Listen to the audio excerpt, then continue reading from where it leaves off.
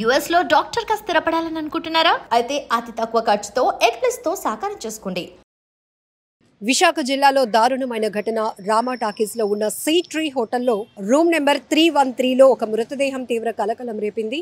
అయితే ఆ మృతదేహం బీటెక్ చేస్తున్నటువంటి ఒక యువకుడిది, కౌశిక్ తమ్మినేని. ఆ యువకుడి వయసు 23 ఏళ్ళు. బీటెక్ పూర్తి చేసినప్పటికీ కూడా, అంటే బీటెక్లో కొన్ని బ్యాక్లాగ్స్ ఉన్నాయి, అలాగనే తనకి అనుకున్నట్టుగా జాబ్ రాలేదు అనే ఒక తీవ్రమైన ఒత్తిడి, స్ట్రెస్లో ఉన్నటువంటి ఆ యువకుడు ఫ్యామిలీకి నేను ఫ్రెండ్స్తో కాస్త రిలాక్స్ అయ్యి వస్తాను అని చెప్పి ఈ హోటల్లో ఈ నెల 10వ తేదీన చెక్ ఇన్ అయ్యాడు. అక్కడి నుంచి 10వ తేదీ నుంచి కంటిన్యూస్గా అదే హోటల్ రూమ్లో అబ్బాయి స్టే చేస్తున్నాడు.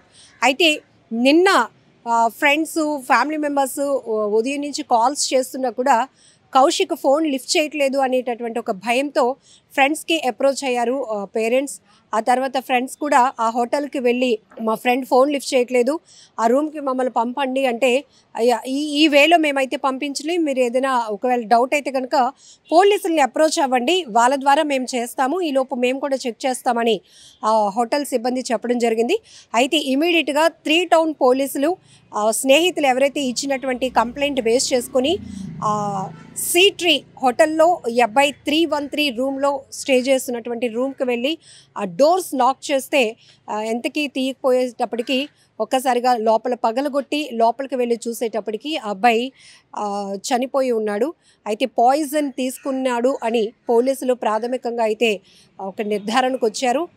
అక్కడ ఒక సూసైడ్ నోట్ కూడా పోలీసులు గుర్తించడం జరిగింది. అందులో తన పెయిన్, తన స్ట్రెస్ ఏంటి, తను ఎందుకు ఆత్మహత్య చేసుకోవాలి అనుకుంటున్నాడు, ఇవన్నీ కూడా కారణాలు రాస్తూ చెప్పాడు.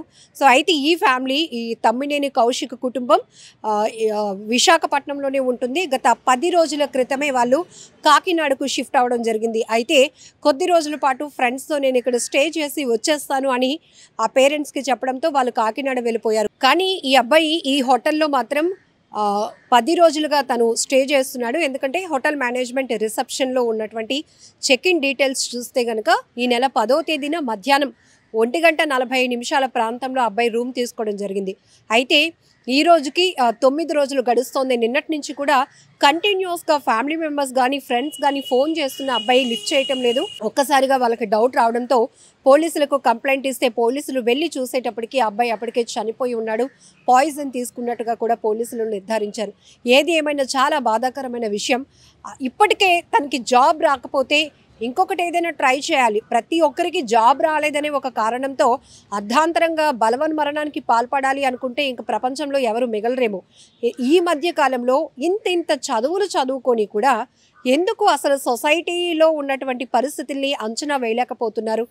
ఒకటి ఫెయిల్ అయితే ఇంకొకటి సక్సెస్ వైపు వెళ్ళటానికి ఎందుకు ఇంకొక స్టెప్ తీసుకోలేకపోతున్నారు? ఎందుకు వాళ్ళని వాళ్ళు స్ట్రాంగ్గా చేసుకోలేకపోతున్నారు అనేది కూడా ఇక్కడ మనం మాట్లాడుకోవాల్సినటువంటి విషయం. ఒక్కసారి ఇలా బలవన్మరణానికి పాల్పడే ముందు నేను లేకపోతే నా పేరెంట్స్ ఏమైపోతారు, నా తమ్ముడు ఏమైపోతాడు అని అబ్బాయి ఆలోచన చేసుంటే కూడా చాలా బాగుండు. కానీ చుట్టూ ఫ్రెండ్స్ కూడా ఉన్నారు, వాళ్ళు కూడా ధైర్యం చెప్తారు, ఇది కాకపోతే ఇంకొకటి ట్రై చేయరా, అక్కడ సక్సెస్ అవుతామేమో, మంచి జాబ్ వస్తుందేమో అని. బట్ ఎందుకు ఒక్కసారిగా డిప్రెషన్లోనికి వెళ్ళిపోతున్నారు? ప్రేమ ఫెయిల్ అవ్వడం, లవ్ ఫెయిల్యూర్ కావచ్చు, ఇలా జాబ్స్ లేదని, లేకపోతే ర్యాంక్స్ అనుకున్నట్టుగా పాస్ కాలేదని, ర్యాంక్స్ సాధించలేకపోయామని, ఇవే ప్రధానమైన కారణాలుగా, లేకపోతే బలవంతపు పెళ్లి చేస్తున్నారని, అది కొంచెం తక్కువ అనుకోండి. కానీ ఎక్కువగా ఈ లవ్ ఫెయిల్యూర్, అలాగే జాబ్స్ రాలేదు, ఉద్యోగాలు రావటం లేదనేటటువంటి ఒక ఆలోచన, అది విపరీతమైన స్ట్రెస్గా, ఒత్తిడిగా తీసుకుంటున్నారు, ఒక అవమానంగా తీసుకుంటున్నారు. సో దీనివల్ల బలవన్మరణాలకు పాల్పడాలి అనే ఒక ఆలోచనతో వెళ్తున్నటువంటి యువతకు చెప్పేది ఒకటే, మీరు లేకపోతే మీ కుటుంబానికి ఆ లోటు ఎవరు తీర్చలేరు. ఒక చోట మనం ఫెయిల్ అయినా మరొక చోట సక్సెస్ అవుతామేమో, కాస్త ఓపిక ఉండాల్సినటువంటి పరిస్థితులు ఉన్నాయి. ఇంత చదువుకుంటున్నారు, బీటెక్లు, ఎంబీబీఎస్లు ఇవన్నీ చదువుతున్నప్పుడు ఎందుకు అంత ఆలోచన శక్తి లేకుండా ఆకస్మికంగా, అనాలోచితంగా, లేకపోతే ఆ స్ట్రెస్లో సూసైడ్ చేసుకోవాలనే ఆలోచనకి ఎందుకు వెళ్తున్నారో కూడా అర్థం కావలేని పరిస్థితి. అయితే కొంతమంది అనుకోవచ్చు ఆ పెయిన్ అనుభవిస్తే తెలుస్తుంది అని. అలా అయితే ప్రతి మనిషికి ఏదో ఒక రకమైన స్ట్రెస్ ఉంటూనే ఉంటుంది.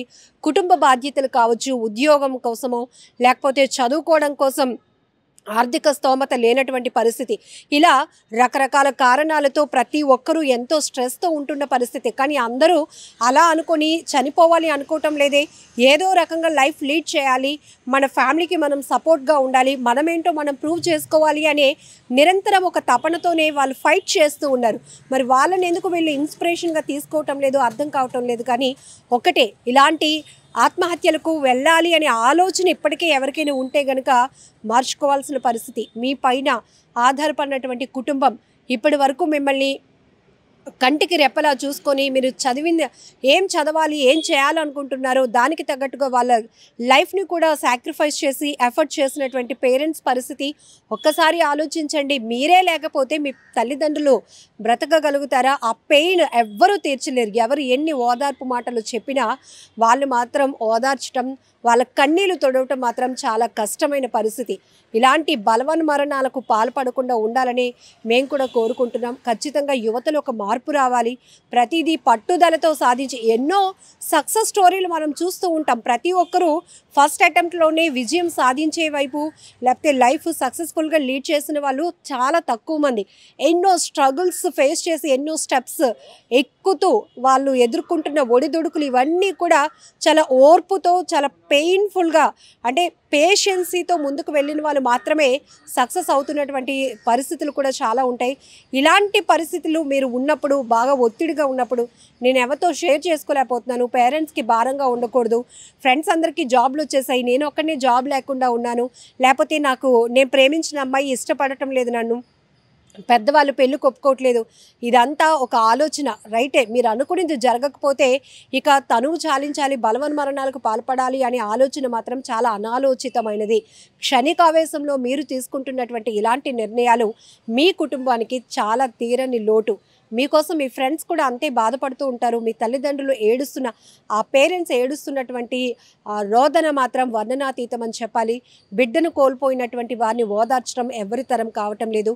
ఇకపై అయినా ఇలాంటి క్షణికావేశంతో తీసుకునే నిర్ణయాలకు వెళ్లకుండా ఉండాలని మనస్ఫూర్తిగా కోరుకుందాం. And for more videos, please subscribe to iDream. Please subscribe to iDream. Please subscribe iDream. And please subscribe to iDream. For more videos, subscribe to iDream.